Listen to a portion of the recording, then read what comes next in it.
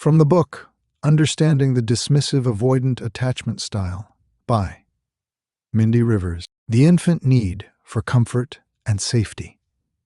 This section is about the infant need for comfort and safety, and why that need matters so much for the kind of adult you become. It can be tempting to think of infancy as a blur you cannot remember, a time that does not count because you have no clear images from it. Still, the earliest experiences of being soothed or not being soothed can shape what your body expects from relationships for the rest of your life. When you understand how fundamental comfort is for a baby, it becomes easier to understand why some adults feel calm in closeness, while others feel tense. A baby arrives with a body that reacts strongly to discomfort. Hunger, cold, pain, and fear are not small sensations to a newborn. They are overwhelming because the baby has no perspective and no tools for calming themselves. When distress rises, the baby does not think, "This will pass." The baby only feels the intensity and needs it to change. This is not because the baby is dramatic. It is because the baby's world is immediate, and their survival depends on being cared for. Comfort is not only about fixing the physical problem. Feeding a baby matters, but the way the feeding happens matters too. A baby is learning what it feels like to be handled. They are learning whether the world is gentle or rough, attentive or distracted, warm or cold. A caregiver's voice, their touch, their pace, and their presence all communicate something to the baby. When the baby is soothed in a steady way, the baby begins to associate distress with eventual relief. That association is the beginning of emotional safety. Safety for an infant is not an idea. It is a lived feeling in the body. Safety is the experience of being held in a way that settles your breathing. It is the experience of being looked at with care instead of irritation. It is the experience of having your discomfort taken seriously even when you cannot explain it. Over time, these experiences create a sense that the world responds. The baby starts to relax not because life has no pain, but because pain is met. One common situation looks like this. A baby wakes up crying and a caregiver comes without rushing or snapping. The caregiver speaks softly and picks the baby up. The baby's body is tense at first, then gradually softens as they feel the steady contact. The caregiver might not fix the problem instantly, but the baby is no longer alone with it. The togetherness is part of the soothing. The baby learns that distress does not have to be endured in isolation. In contrast, a baby might wake up crying and be met with a caregiver who is annoyed, distracted, or absent. The baby might be left to cry for long periods. The baby might be picked up roughly or handled with impatience. The baby might be fed while the caregiver is emotionally far away. In those situations, the baby can still survive, but something important is different. The baby does not get the same repeated experience of being met with warmth. Over time, the baby's body may learn that distress is something you have to get through alone, because reaching out does not bring comfort in a reliable way. It is important to understand that babies do not make moral judgments. They are not deciding their caregiver is good or bad. They are simply absorbing patterns. If comfort comes, the baby expects comfort. If comfort does not come, the baby expects that too. Those expectations become the invisible foundation of how the baby handles emotion as they grow. The infant need for comfort is also a need for emotional mirroring. Even without words, a baby is constantly reading faces, tone, and energy. When a caregiver responds with a face that says, "I see you," the baby feels recognized. When a caregiver responds with a face that says, "Stop it," the baby feels like their feelings are wrong. Being recognized does not mean being indulged. It means the baby experiences the caregiver as present with them. That presence helps the baby feel less frightened by their own inner storms. As babies become toddlers, they begin to move away from the caregiver and explore the world. This is where the comfort and safety foundation shows its power. A child who feels secure will often explore more freely because they trust that comfort is there if they need it. They can play, wander, and learn because the world feels manageable. A child who does not feel secure may either cling because the world feels unsafe or act overly independent because they have learned not to rely on comfort. The behavior can look different, but it is still about the same question, which is whether closeness is a safe place to return to. This matters for dismissive avoidant attachment because the roots are often in early emotional experience. The dismissive avoidant child is not usually the child who cries loudly for comfort forever. More often, they learn to reduce visible need. They become the child who seems easy. Adults may praise them for being mature, for not being dramatic, for handling things well. The praise can be sincere, and the child may truly become capable. At the same time, the child may be learning a hidden lesson, which is that being low maintenance keeps you connected, and needing too much risks disapproval. The infant need for comfort also shapes the child's relationship with their own feelings. When feelings are soothed, the child learns that feelings are tolerable. They learn that sadness can be held, that fear can be calmed, and that anger can pass without destroying connection. When feelings are not soothed, the child may learn that feelings are dangerous because they lead to more distress. The child may then build a habit of shutting feelings down as quickly as possible. This habit can become an adult pattern where emotions feel like a threat to stability, and stability becomes the highest value. This often shows up later in the way an adult dismissive avoidant person responds to their own vulnerability. They may not feel comfortable with tears, either their own or someone else's. They may feel ashamed of needing comfort, even when life is objectively hard. They may prefer to be the helper rather than the one helped, because helping feels powerful while being helped can feel exposed. These adult choices can make sense when you understand that comfort was not always safe or available early on. It is also important to recognize that comfort and safety are not only created by one perfect caregiver. Many children have a mix of experiences. A parent might be warm sometimes and distant other times. Another caregiver might be kind but overwhelmed. A grandparent might offer tenderness that a parent cannot. These mixed experiences can still shape attachment patterns, especially if the child learns that comfort is unpredictable. The child may decide that depending on comfort is risky because it might not be there when it matters. For example, a child might be hugged when they are happy and praised for achievements, yet be ignored when they are sad or scared. That child can grow into an adult who feels more comfortable sharing successes than sharing pain. They may feel close when things are light, and then disappear when things get heavy. They might not even notice the shift at first. It can feel like a natural response, because it was practiced for so long. Understanding the infant need for comfort and safety can also soften the way you view your own reactions now. If you struggle with closeness, it may not be because you lack love. It may be because closeness is linked in your body to discomfort, pressure, or disappointment. If you struggle to receive care, it may not be because you are arrogant. It may be because receiving care once felt uncertain, and uncertainty is hard to tolerate. When you see the early roots, you can treat your present reactions with more patience.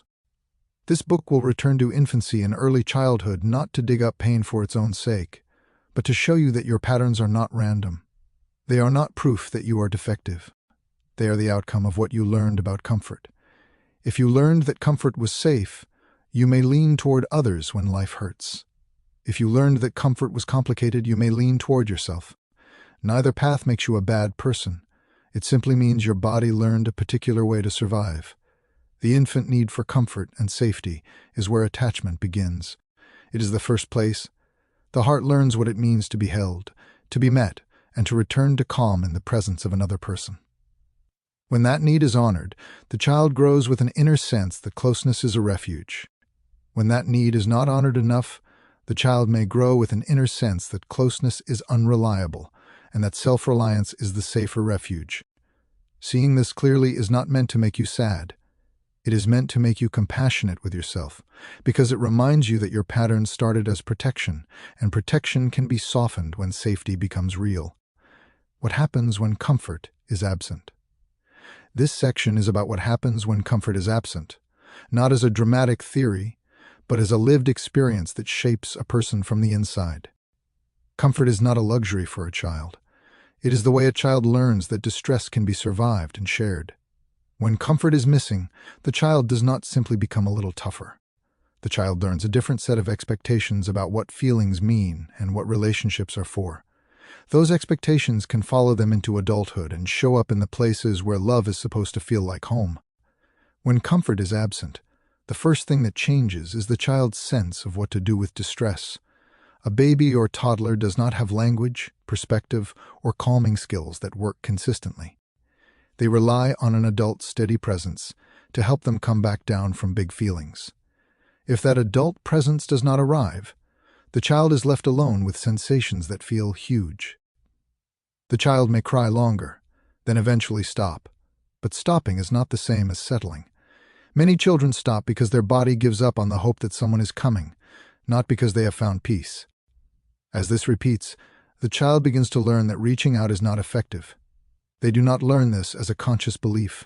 They learn it the way you learn that a door is locked. You try it, it does not open, and after enough times you stop trying. In the same way, a child may stop seeking comfort if seeking comfort repeatedly leads to nothing, or if it leads to irritation. This is one of the earliest roots of avoidant attachment. The child is not choosing distance because they prefer it. The child is choosing distance because closeness does not feel safe or useful. Comfort can be absent in more than one way, and the difference matters. Sometimes the caregiver is physically absent, leaving the child alone for long stretches when the child is distressed. Sometimes the caregiver is physically present, but emotionally unreachable. The child might be held without warmth, fed without eye contact, spoken to without gentleness. The child can feel alone even while being cared for in practical ways.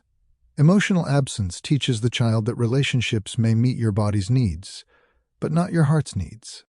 This often shows up in small moments that do not look like trauma from the outside.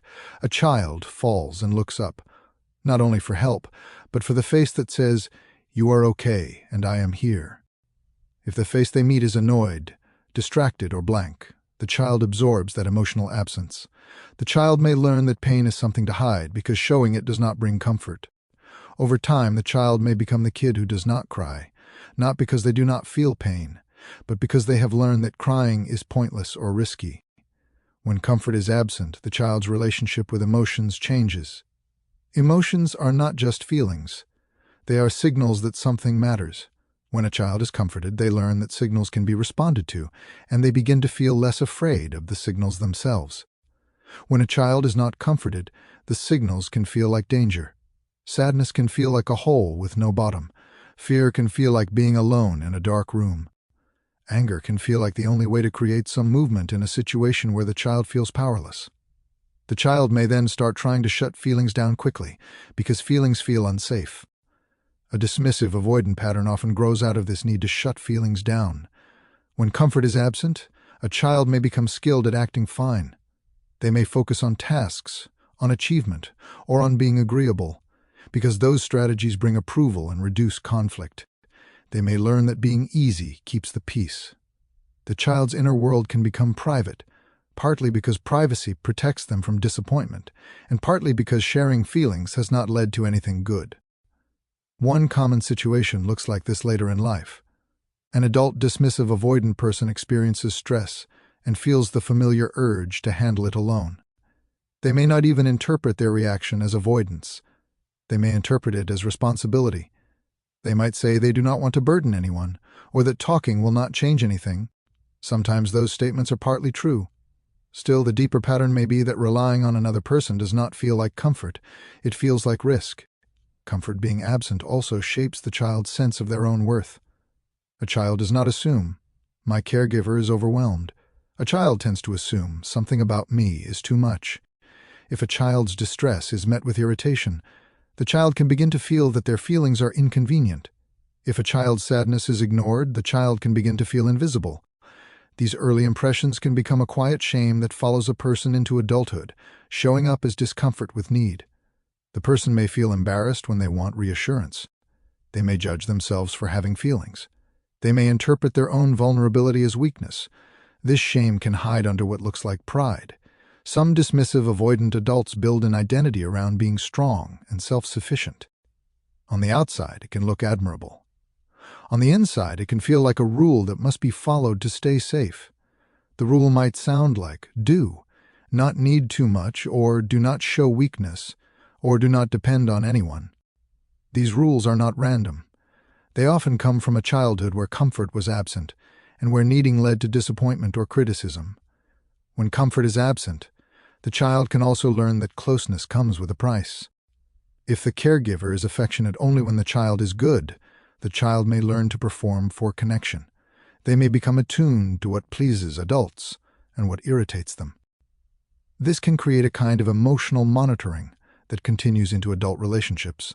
The person might feel close when they are providing value, when they are helpful, when they are impressive. They might feel uneasy when they are simply themselves, because they are not sure they will be accepted in their rawness. In contrast, some children respond to absent comfort by becoming more anxious, reaching harder for connection because it is uncertain. For avoidant patterns, the more typical response is to withdraw, but it is important to see that withdrawal is not the absence of need. It is a way of managing need. The child still needs comfort. They are simply trying to reduce the pain of not receiving it by acting as if they do not need it. The tragedy is that this strategy can work well enough to get them through childhood, and then it can block intimacy in adulthood. Comfort being absent can also affect how a person chooses partners. If you grew up without comfort, a partner who offers steady emotional closeness might feel unfamiliar. It might even feel suspicious, as if there must be a catch. A partner who is emotionally distant might feel more familiar and therefore more comfortable at first. This is not because you want to suffer. It is because your body trusts what it recognizes. Familiarity can feel like safety, even when it leads to loneliness. This often shows up when someone says they keep ending up with emotionally unavailable people. They might believe they have bad luck, or that love always disappoints. Attachment theory suggests a gentler explanation. Their early experience may have taught them to expect distance, and they may unconsciously choose relationships where distance is part of the landscape.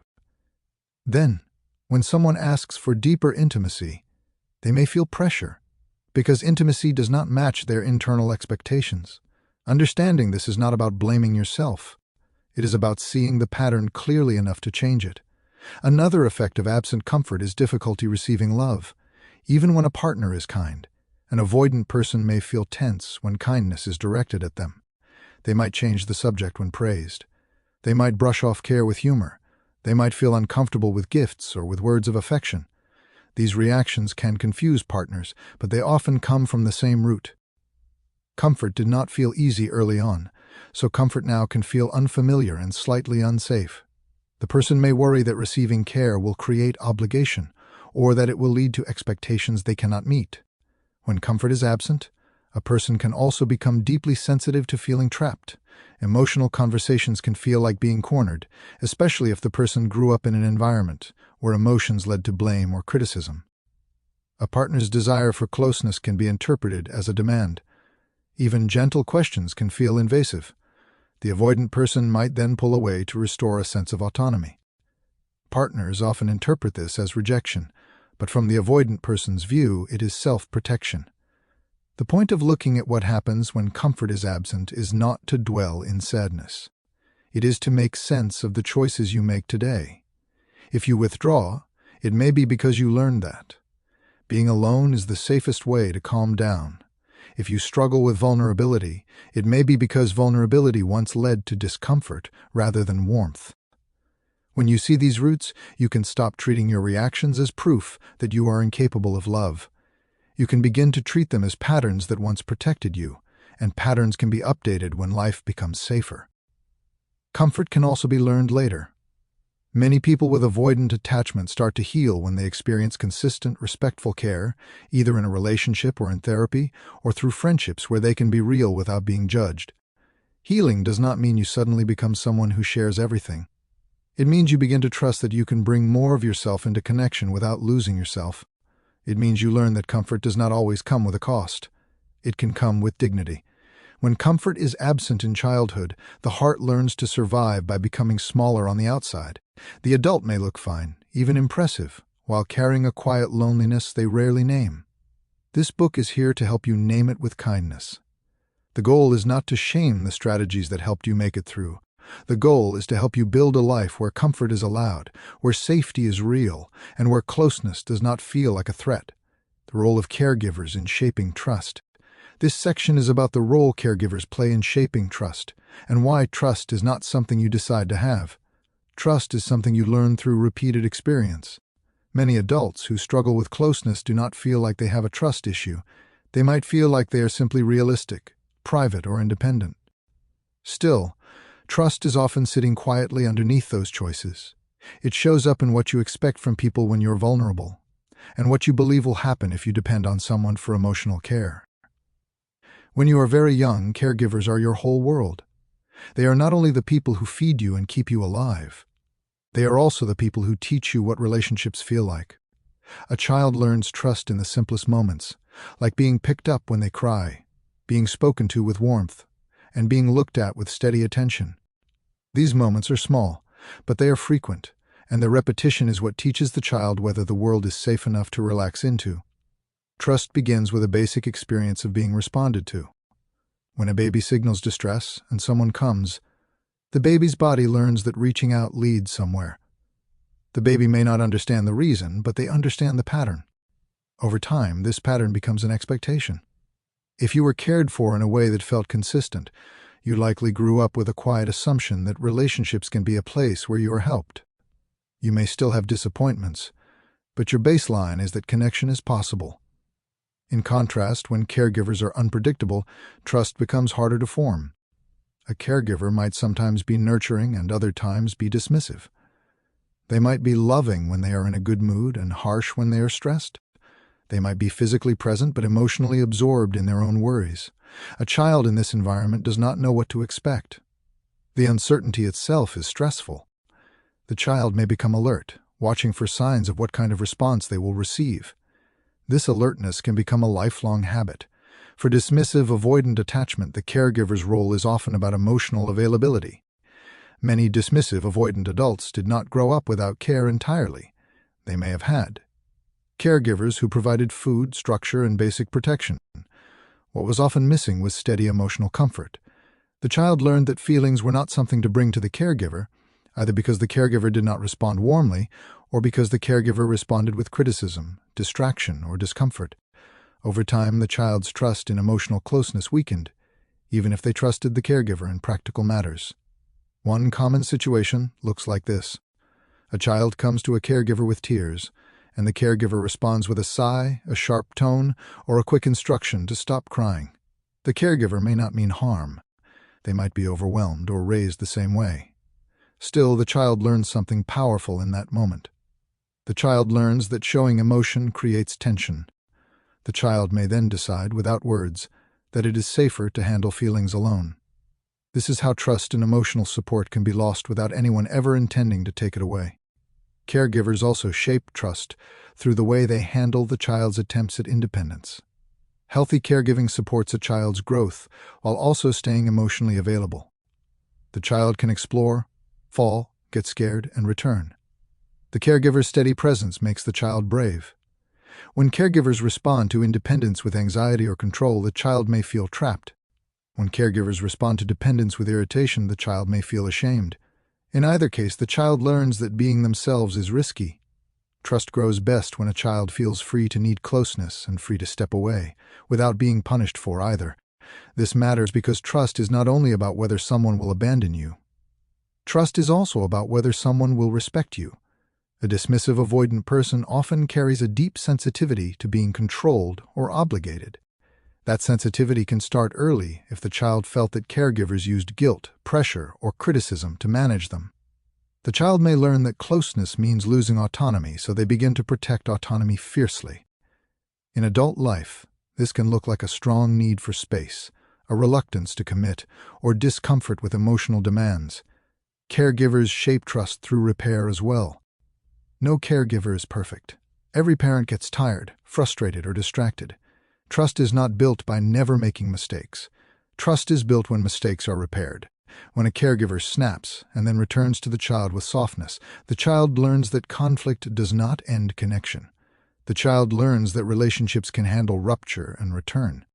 When mistakes are not repaired, the child learns something else. They learn that tension lingers, that hurt stays in the air, and that it is safer to avoid making waves. That avoidance can become an adult pattern of shutting down rather than engaging. The caregiver's role also includes how they talk about feelings. Some homes treat feelings as normal and speak about them in a simple way. In those homes, a child learns that emotions are part of life and can be shared. Other homes treat feelings as embarrassing, dramatic, or inconvenient. In those homes, a child may learn to use logic as a shield. They may become excellent at explaining events while struggling to describe how those events felt. As an adult, they may feel close through shared activities and shared responsibilities while feeling distant in emotional conversation. This often shows up when an avoidant adult says, "I do not know what I feel." That statement can be deeply honest. It is not always manipulation or avoidance. It can be the result of growing up in a world where feelings were not named, welcomed, or explored. If you are not guided to notice your inner experience, it can be hard to recognize it later, especially under pressure. Trust in yourself becomes part of trust in relationships. If you do not trust your own feelings, it is hard to share them.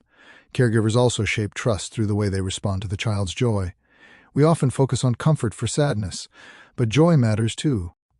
A child who is met with delight learns that their presence is welcome. A child who is met with indifference learns that being excited is not worth sharing. Over time, the child may become self-contained in both sorrow and happiness. As an adult, they may struggle with emotional intimacy because they have practiced keeping their inner life private, even the good parts. It is important to say clearly that caregivers are not the only influence. Temperament, life events, and later relationships all matter. Still, caregivers are often the first people who teach you what closeness feels like. If those early experiences taught you that closeness is safe, trust grows. If those early experiences taught you that closeness is uncomfortable, trust takes a different shape. A person can trust themselves to handle life and distrust others to handle their heart. This is where many dismissive avoidant adults feel a painful contradiction. They may want love. They may want partnership. They may even feel lonely. At the same time, when someone offers closeness, their body may react with tension. They may feel irritated at the very thing they want. This contradiction can make them feel ashamed, which can lead to more distance. Understanding the caregiver role can soften this shame by showing that the contradiction is learned. It is not proof of a cold heart. It is proof of a nervous system that learned to protect itself. One common situation looks like this in a long-term relationship. A partner asks an avoidant person to share more, and the avoidant person feels a sudden fear of being judged or being seen as weak. They might not even have that fear in words. They might simply feel the urge to shut the conversation down. That urge can be connected to early experiences where emotional sharing led to criticism or dismissal. When you see the connection, you can begin to respond differently. You can name the discomfort, take a breath, and choose a small piece of truth to share instead of disappearing. Trust can be rebuilt, but it is rebuilt through experiences that feel steady.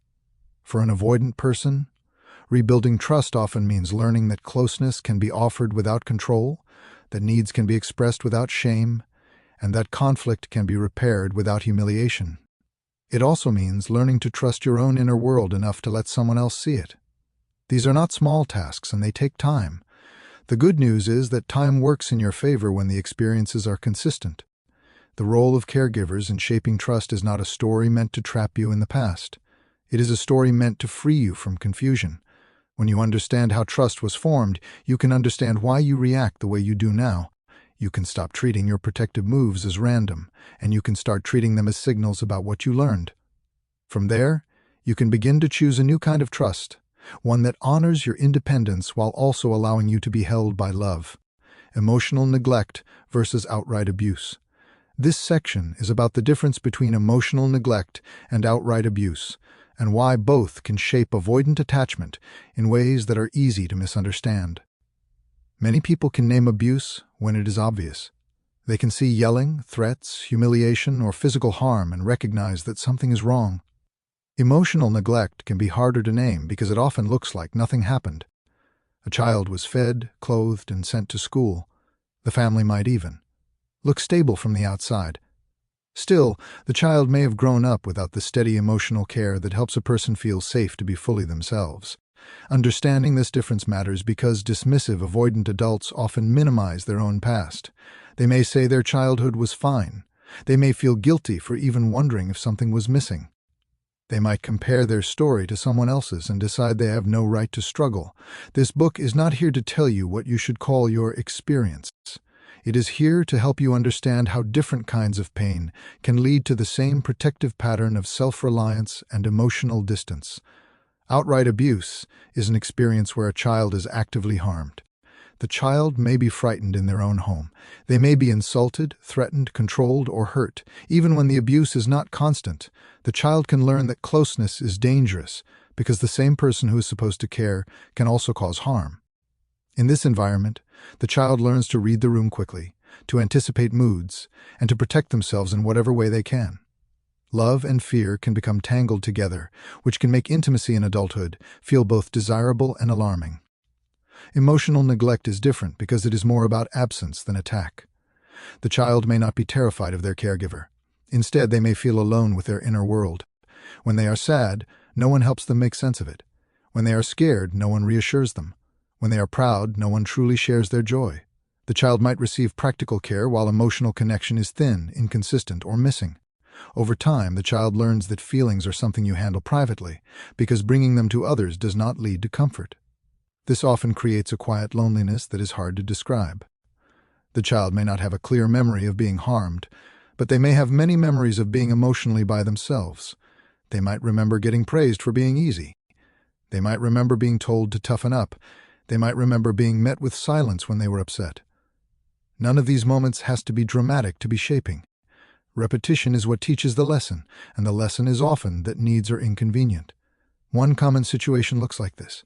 A child comes home upset about something that happened at school.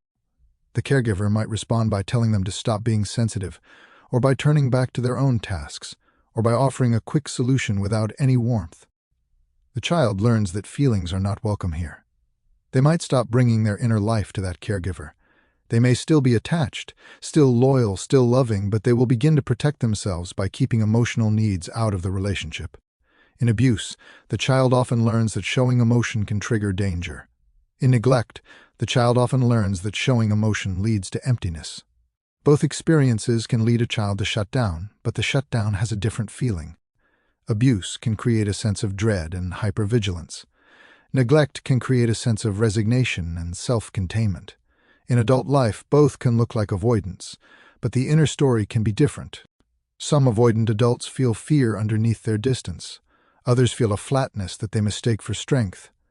Dismissive avoidant attachment is frequently linked to emotional neglect because the child becomes skilled at acting fine.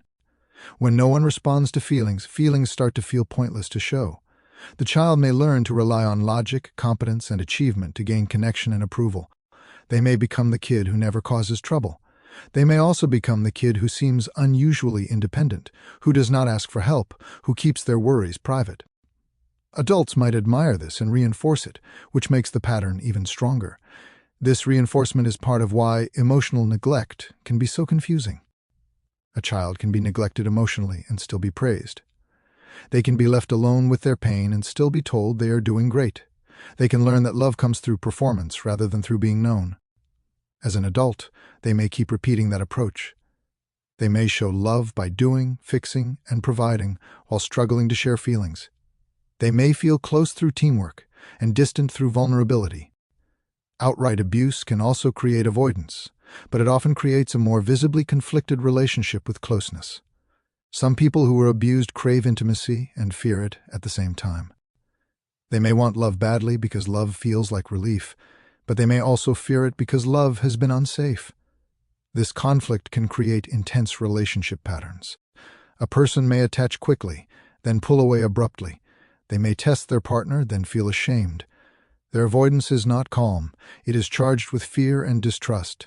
Neglect-based avoidance can look calmer. The dismissive avoidant person might not feel dramatic fear of being hurt. They might feel annoyance at emotional need. They might feel bored by deep conversation. They might feel like relationships become suffocating. These feelings are real, but they can also be the surface of a deeper history where emotion was not met. If you grew up without emotional support, you might not know what to do with emotional support now. You might experience it as awkward, invasive, or unnecessary. The idea of needing someone can feel strange because you learned early that you should not. It is also possible for a child to experience both neglect and abuse. A caregiver can be emotionally absent most of the time and then explode in anger at times. A child in that environment may become highly self-contained and also highly alert. They may learn to stay quiet, stay out of the way, and stay independent, because any need could invite trouble. Later in life, they may struggle to trust intimacy because it can feel unpredictable. They may assume closeness leads to either emptiness or harm. When those are the two options you have learned, distance can feel like the only safe choice. A painful part of emotional neglect is that it can be hard to grieve. People can grieve harm more easily than they can grieve absence. When something bad happened, you can point to it. When something did not happen, you can feel as if you are making it up. Still, absence can leave marks. A child who was not comforted learns to comfort themselves, and that skill can become an adult strength. At the same time, the child may also learn that nobody will come, and that belief can make adult intimacy feel unnecessary or dangerous. This often shows up when a dismissive avoidant adult is partnered with someone who wants emotional closeness. The partner might ask for reassurance, and the avoidant person might feel irritated. They might say the partner is too sensitive or that the issue is not a big deal. On the surface, it looks like the avoidant person is dismissing the partner's feelings. Underneath, they may be reacting from a lifetime of believing that feelings are not something you share. They might not understand why anyone would bring feelings into the room. Their irritation is often a shield against the discomfort of emotional closeness. Understanding the difference between neglect and abuse can help you treat yourself with more honesty. If you grew up with neglect, you might need to let yourself admit that something important was missing, even if nobody meant to hurt you. If you grew up with abuse, you might need to admit that your fear makes sense and that your distance has protected you. In both cases, the goal is not to compete with other people's pain. The goal is to acknowledge your own experience so you can stop carrying it in silence. It can also help you understand your partner more accurately. If you love an avoidant person, you might assume they are simply stubborn or selfish. Sometimes they might be acting selfishly, but often they are protecting an old wound that they do not know how to name. If you are avoidant yourself, you might assume your discomfort with closeness means you are not meant for relationships. In reality, it can mean you were not given the emotional support that would have made closeness feel safe. The difference between emotional neglect and outright abuse is not about deciding which is worse. Both can shape a life.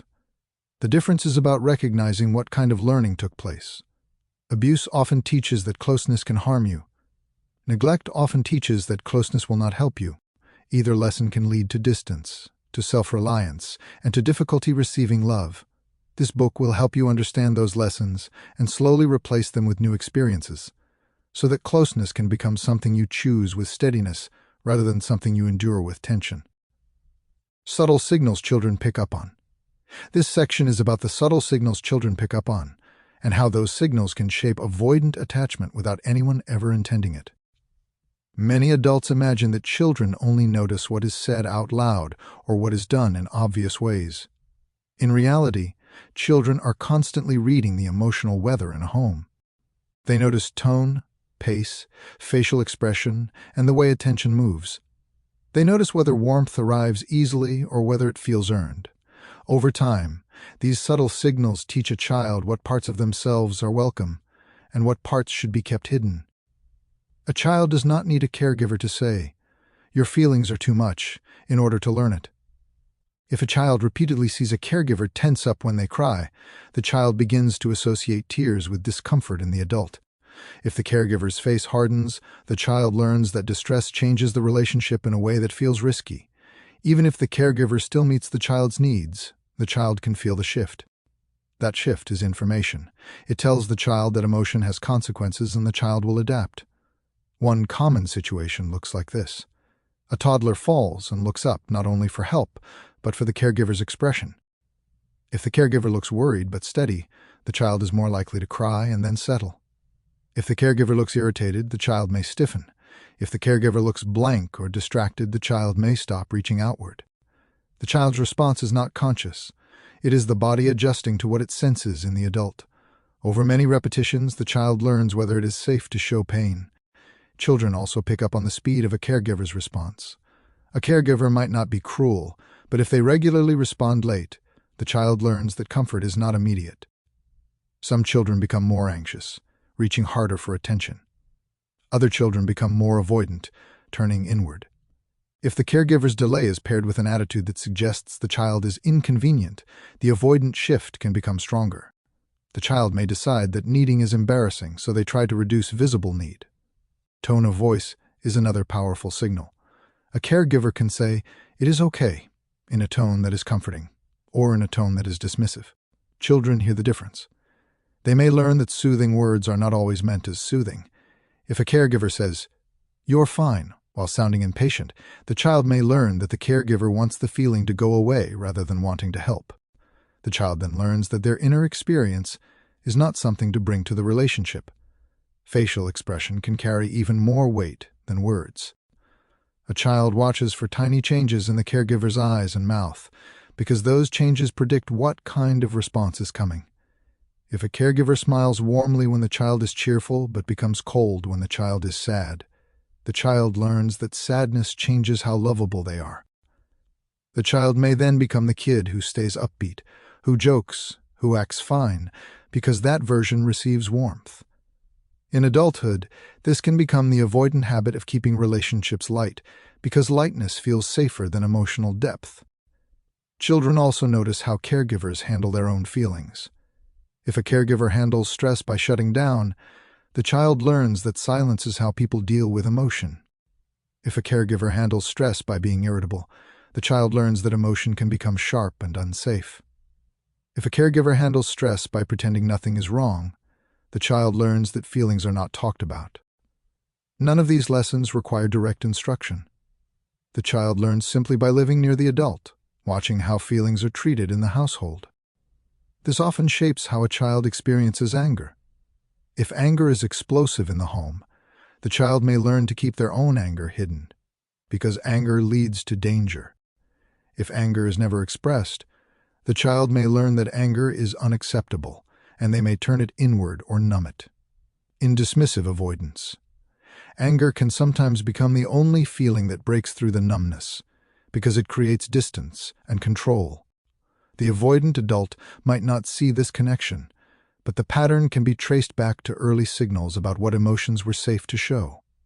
Children pick up on the way caregivers respond to questions and curiosity. A caregiver who welcomes questions teaches the child that the child's mind is welcome. A caregiver who responds with irritation teaches the child that taking up space is risky.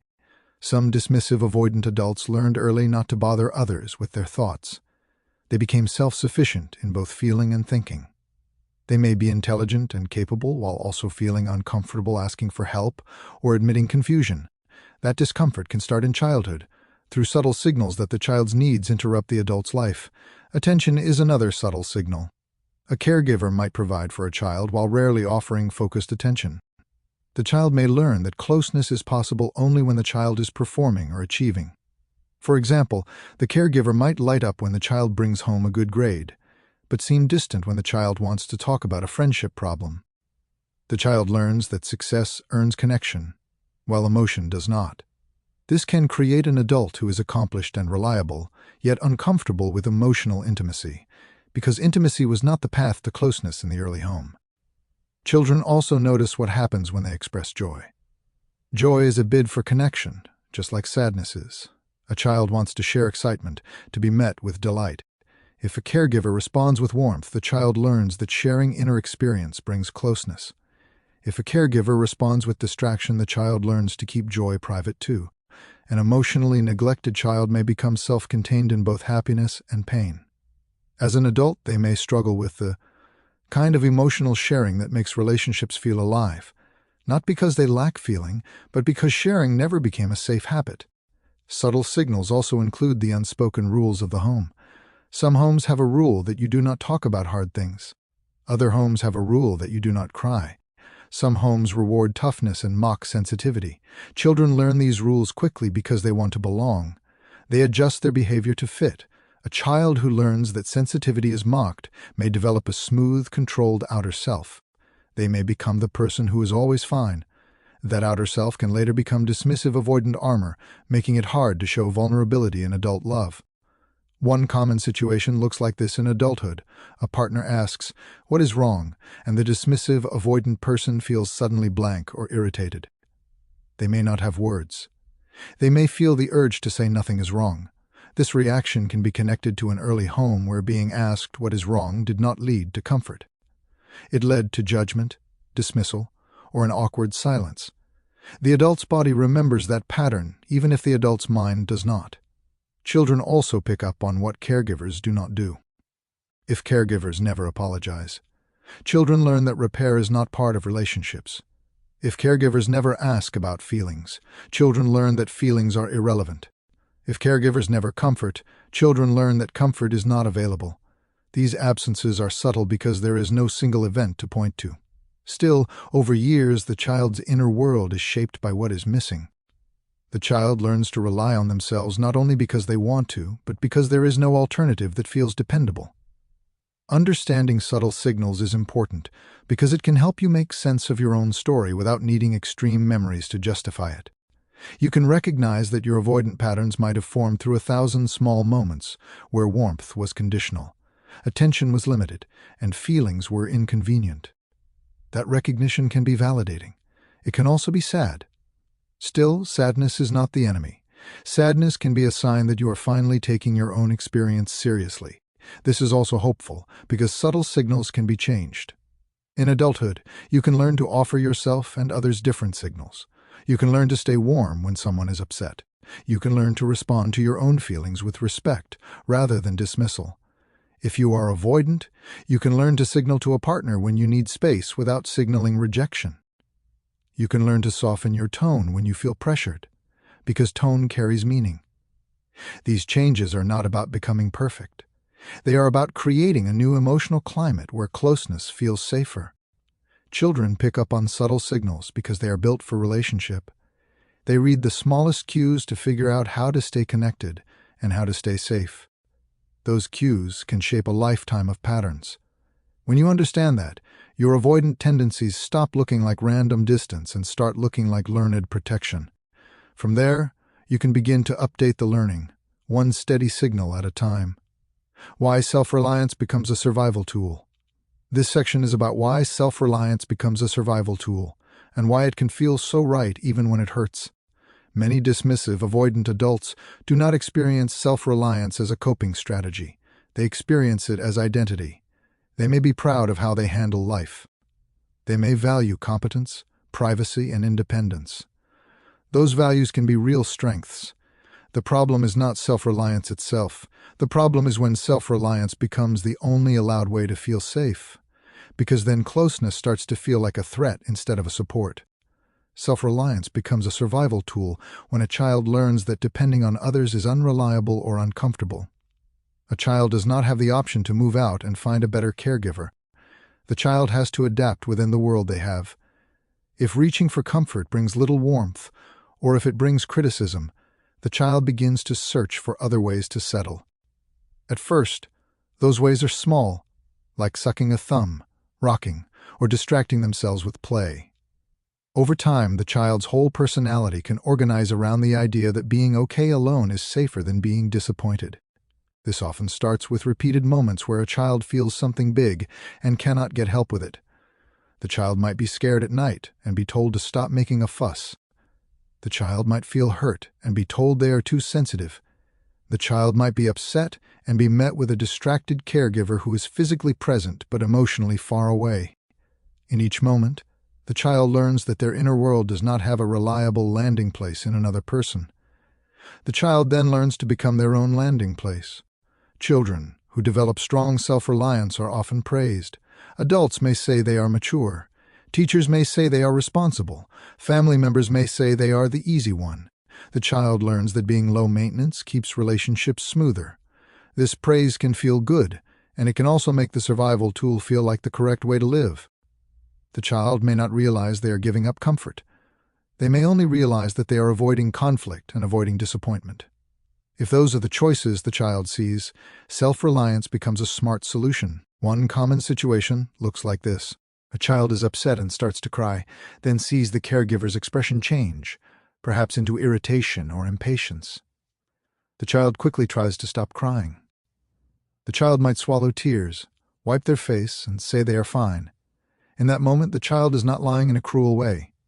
They are trying to protect the relationship. They are learning that staying composed keeps the caregiver calmer, which keeps the child safer. That composure can become the foundation of dismissive avoidance. Self-reliance is also a way to keep dignity. Many avoidant people carry a deep fear of being humiliated for needing. That fear often has roots in childhood moments where vulnerability was met with ridicule, dismissiveness, or contempt. When you have been made to feel foolish for crying, asking for help can later feel like stepping into a memory you never want to repeat, so you do not ask. You become capable. You become the person who can handle it. That capability is real, but it is also protective. As the child grows, self-reliance becomes more sophisticated. They learn how to plan, how to manage their own emotions, and how to keep their needs quiet. They may become skilled at reading what others want, so they can avoid being a burden. They may learn to anticipate conflict and prevent it by doing things perfectly. They may also become emotionally distant, because distance reduces the risk of needing someone who might not show up. These are intelligent moves for a child in an emotionally thin environment. This is where dismissive avoidant attachment can look like strength. The adult may be steady in a crisis. They may be the one who takes care of everything when something goes wrong. They may be reliable and calm while others fall apart. People often admire them for this. The admiration reinforces the identity. The person becomes someone who is needed for what they do, but not necessarily met for who they are. That can feel safer than emotional dependence. But it can also be lonely. Self-reliance becomes a survival tool in relationships, too. If a dismissive avoidant person begins to feel emotionally exposed, they may shift into problem-solving mode. They may offer practical fixes rather than comfort. They may focus on facts and logic rather than feelings. This is not always uncaring. It is often a way to stay present without feeling swallowed by emotion. If the person believes feelings lead to chaos, they will try to bring the conversation back to something they can control. Control becomes a substitute for closeness. This often shows up when a partner is distressed. The partner may want empathy, and the avoidant person may offer solutions. The partner may then feel unseen, and the avoidant person may feel unappreciated, because they are trying to help in the only way that feels safe. The avoidant person may think, "I am doing something," while the partner thinks, "You are not with me." Both can be true. The survival tool works for managing discomfort, but it can fail at creating intimacy. Self-reliance can also show up as a strong need for space. For a dismissive avoidant person, space is not only rest. Space is often the place where they can feel their feelings without being watched. It is where they can regain composure. It is where they can return to a sense of autonomy. If they grew up feeling that emotions in front of others were dangerous, then alone time becomes the only place where vulnerability feels possible. This is why intimacy can feel threatening, because intimacy reduces access to that private space. Another reason self-reliance becomes a survival tool is that it reduces the pain of hope. Hope is tender. When you hope someone will comfort you, you are allowing yourself to need them. If comfort does not come, the disappointment can feel crushing. Many avoidant people protect themselves by keeping hope low. They expect little, so they are not as hurt when little is offered. They may say they do not need much, and on one level that might be true. On another level, it can be a way of avoiding the vulnerability of wanting. This can shape how dismissive avoidants view relationships. They might keep relationships at a comfortable distance where they can enjoy companionship without emotional demands. They might be drawn to partners who are independent too, because independence feels safe. They might leave relationships when they start to feel emotionally heavy, not because they do not care, but because heaviness activates the old belief that relationships are where you lose yourself. Self-reliance then becomes the way to stay intact. There is a cost to this survival tool. The cost is not always obvious because the tool works. It helps you function. It keeps you from being overwhelmed. It reduces drama. Still, it can also block the kind of closeness that heals loneliness. When you never let yourself rely on anyone, you may feel alone even in a relationship. When you do not share your inner world, your partner may love you but not fully know you. When you keep needing private, your partner may not get the chance to comfort you, and you may not get the chance to learn that comfort can be safe. The goal is not to shame self-reliance. It likely saved you. It probably helped you succeed. It may have protected you from disappointment and humiliation. The goal is to expand your options. You can keep your independence and also learn to receive care. You can keep your privacy and also share selectively in a way that builds trust. You can take space and also return to repair. When self-reliance is no longer the only tool, it becomes a choice rather than a rule. Healing often begins when you notice that the survival tool turns on automatically. You might feel your chest tighten when someone asks what you feel. You might feel irritation when someone needs reassurance. You might feel the urge to withdraw after a tender moment. These are not signs that love is wrong. They are signs that the old tool is trying to protect you. If you can pause and recognize that, you can begin to respond with more gentleness, both toward yourself and toward the person in front of you. Self-reliance becomes a survival tool because it reduces pain in an environment where comfort is absent or unsafe. It is a smart adaptation that can become a cage if it is never updated. This book will help you understand how that tool formed, how it shows up now, and how you can keep your strength while also allowing yourself the deep relief of being supported. The goal is not dependence. The goal is connection that does not erase you. Early roots of emotional distance. This section is about the early roots of emotional distance and why distance can feel like the safest kind of closeness when you have learned to protect yourself. Emotional distance is not always a lack of love. Often, it is a way of staying steady in relationships that once felt unpredictable, critical, or emotionally thin. Many dismissive, avoidant adults do not set out to be distant. They often want connection, but they want it without the feeling of being exposed, obligated, or overwhelmed. To understand how that desire forms, it helps to look back at the early experiences that taught distance to feel safer than closeness. Emotional distance often begins as a quiet adjustment. A child reaches for a caregiver, not only for food or help, but for the comfort of being met. If that reaching is met with warmth, the child keeps doing it. If that reaching is met with irritation, dismissal, or blankness, the child begins to change their approach. They may still love the caregiver and still want to be close, but they will start to bring less of their tender inner world into the relationship. This is the beginning of distance, not as rejection, but as protection. One common situation looks like this. A child comes to a parent with a problem that feels big to them, and the parent responds with a quick solution and no emotional presence. The child learns that feelings are not part of the conversation. Next time, they might not bother sharing. Another time, the child might cry, and the parent might say, "Stop that," or "You are fine." The child learns that emotion makes the parent uncomfortable. Over time, the child learns to keep emotion private. They become a person who can handle things alone, because handling things alone reduces the discomfort of being dismissed. Distance can also form when a child senses that a caregiver needs the child to be okay. Some caregivers rely on their child to keep the emotional temperature in the home stable. The caregiver may not say this out loud. The child senses it through subtle cues. The caregiver relaxes when the child is cheerful and composed, and tenses when the child is sad or angry. The child learns that their feelings affect the caregiver's mood, and the child may begin to manage their feelings to protect the caregiver. This management can look like maturity, but it is also an early form of emotional self-containment. This is especially relevant for dismissive avoidant patterns, because dismissive avoidants often become the person who does not need much. They may have learned that needing creates stress for others, or that needing leads to criticism. They may have learned that being strong keeps love available. When that lesson is repeated, emotional distance becomes a way to keep relationships stable. The child stays connected by staying easy, and the easiest way to stay easy is to hide emotion. Distance can also develop in families where achievement is valued more than emotional expression. A child might receive praise for performance, grades, sports, or being responsible. They might not receive much attention for being sad, scared, or uncertain. Over time, the child learns where the warmth is.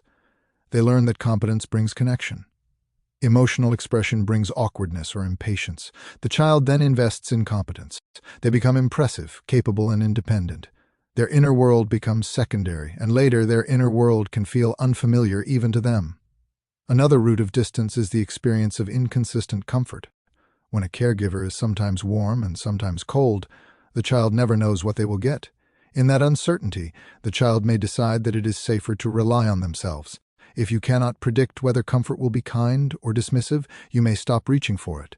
You may build a life around not needing it. Emotional distance becomes a way to avoid the vulnerability of hope. Hope is dangerous when it is repeatedly disappointed. Some children also learn distance through the way conflict is handled in the home. In a household where disagreements turn into criticism, sarcasm, or withdrawal, the child learns that speaking up is risky. They may learn to keep the peace by staying quiet. They may learn that expressing feelings leads to punishment, so they keep feelings hidden. This creates a child who is outwardly calm and inwardly alone. Later, this child can become an adult who avoids emotional conversation, not because they do not care, but because emotional conversation feels like the beginning of conflict. One common situation looks like this in adulthood. A partner asks a dismissive, avoidant person to talk about something that hurt. The avoidant person may feel an immediate urge to minimize the issue. They might say it is not a big deal, or that the partner is overthinking. The partner hears dismissal and feels more hurt. The avoidant person might then withdraw, feeling attacked. Underneath, the avoidant person may be reacting from an old association where emotional talk leads to criticism and shame. Minimizing is a way of trying to shut the door before pain enters. Distance can also form when a child is given adult responsibilities too early.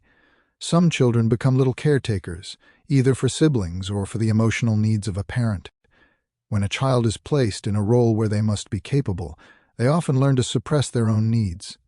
They cannot fall apart if the family depends on them. They cannot be messy if they have to be the stable one. This can create an adult who feels comfortable being the helper, but uncomfortable being helped. Emotional distance becomes part of the identity because the child learned that their value came from being strong. A subtle root of distance is the way affection is offered. In some homes, affection is scarce. Hugs are rare. Praise is minimal. Warm eye contact is limited. The child does not necessarily feel unloved, but they may feel unheld. In other homes, affection is offered but not in a way that feels emotionally attuned. The caregiver might hug the child while ignoring what the child is actually feeling. The child learns that physical closeness does not always mean emotional closeness.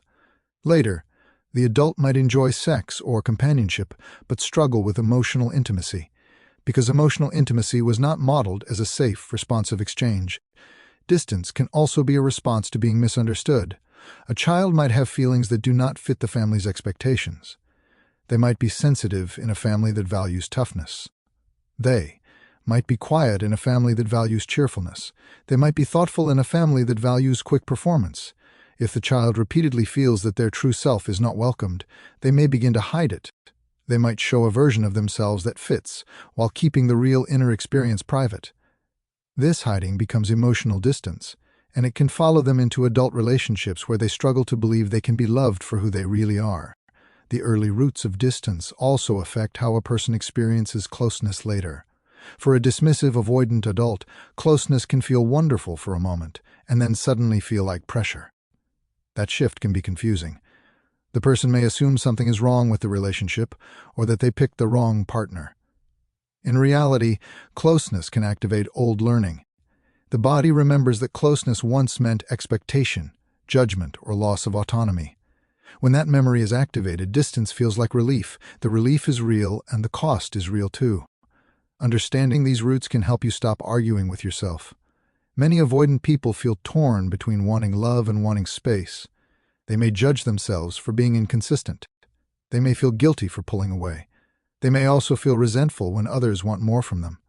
When you see that distance began as protection, it becomes easier to treat your own reactions with respect. You can stop telling yourself you are heartless. You can start asking what you are trying to protect and what you might need in order to feel safe enough to stay present.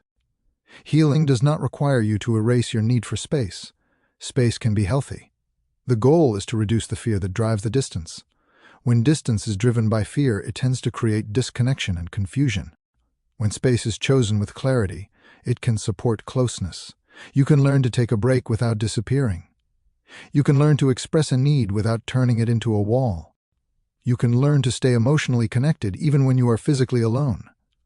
The early roots of emotional distance are often quiet, repeated experiences that taught you to keep your inner world to yourself. Those experiences made sense of the world you were in. They helped you stay connected to caregivers who could not meet you emotionally. They helped you maintain dignity when vulnerability felt unsafe. As an adult, you have the chance to update those lessons. You can learn that closeness can be gentle, that needs can be spoken, and that emotional presence does not have to cost you your freedom. This book will keep guiding you toward that kind of closeness, the kind that feels like safety rather than pressure. How childhood echoes into adulthood. This section is about how childhood echoes into adulthood, especially for people with dismissive avoidant attachment. The word echo is important because the past does not always show up as a clear memory. It often shows up as a feeling, a reflex, or an assumption that appears in the middle of a relationship. You may not remember the early moments that shaped you, yet you can still live by the lessons those moments taught. When you understand how echoes work, you can begin to separate what is happening now from what you learned to expect long ago. Childhood echoes into adulthood through what feels normal. If you grew up in a home where feelings were not welcomed, you may find emotional talk uncomfortable, even with a kind partner. If you grew up in a home where comfort was inconsistent, you may feel restless when relationships become steady, because steadiness feels unfamiliar. If you grew up in a home where you were praised for being strong, you may feel ashamed when you need help even, when help is offered with love. These reactions can feel like personality, but they are often learned expectations that have been rehearsed for years. One common echo is the belief that you should handle things alone. A dismissive avoidant adult often does not think of this as a belief. It feels like common sense. If something goes wrong, they fix it. If they are stressed, they manage it privately. If they are hurt, they keep it to themselves. This can make them very competent, and it can also make them hard to reach. Partners may feel shut out, not because the avoidant person does not care, but because the avoidant person has learned that sharing distress is unsafe or unhelpful. That lesson often begins in childhood, in the moments when comfort was absent or awkward. Another echo is discomfort with receiving care. Many dismissive avoidant adults can give care more easily than they can receive it. They may show up in practical ways. They may be reliable during illness, financial trouble, or family crises. Still, when someone tries to comfort them, they may tense up. They might joke, change the subject, or insist they are fine. This can confuse partners who feel rejected when they try to offer love. Underneath, the avoidant person may be reacting to an old experience where being cared for came with strings, judgment, or disappointment. Receiving care can feel like losing control, and control can feel like safety. Childhood echoes also show up in how you interpret closeness. A dismissive avoidant adult may enjoy intimacy at first, especially when it is light and playful. As intimacy deepens, they may begin to feel pressure. They might interpret a partner's needs as demands. They might feel that the relationship is taking away their freedom. This feeling can arrive even when the partner is not controlling.